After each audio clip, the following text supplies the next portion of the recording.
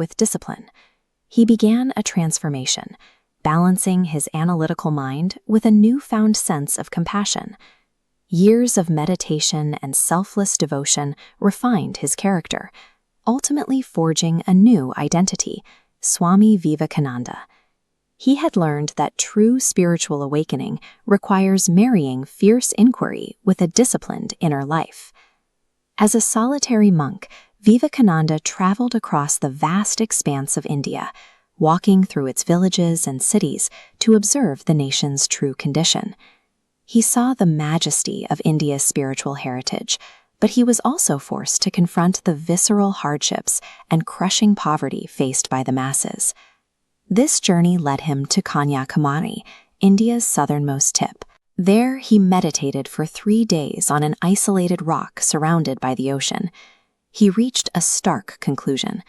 Ancient spiritual wisdom is meaningless if the physical and social realities of the suffering people are ignored.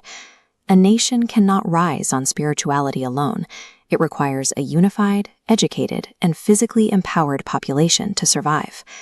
Seeking a way to help his country, he made the audacious decision to travel to America.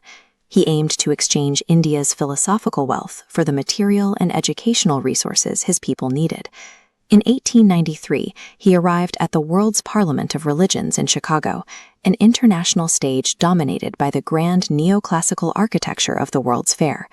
His opening address, beginning with the words, "Sisters and Brothers of America," had an immediate, electric impact, instantly breaking through cultural barriers. He introduced the core concept of Vedanta, a philosophy of universal tolerance that emphasizes the fundamental unity underlying all world religions. Global recognition followed quickly. Major newspapers praised his wisdom, making him a figure of immense international respect. By framing Eastern spirituality as a universal, inclusive philosophy, he successfully bridged the divide between East and West. Vivekananda returned to India as a national hero. His international success sparked a wave of hope and restored self-confidence across the country.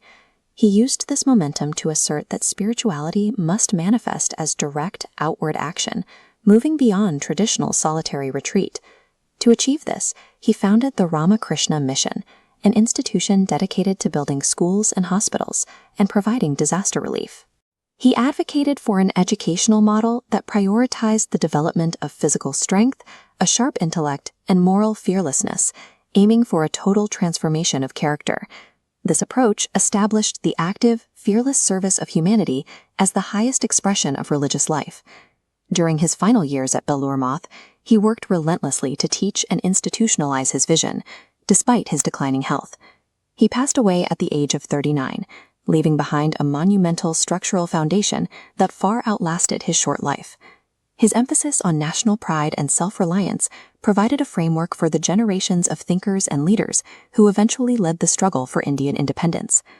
Vivekananda's legacy remains a global pursuit to merge inner spiritual peace with fearless outward action.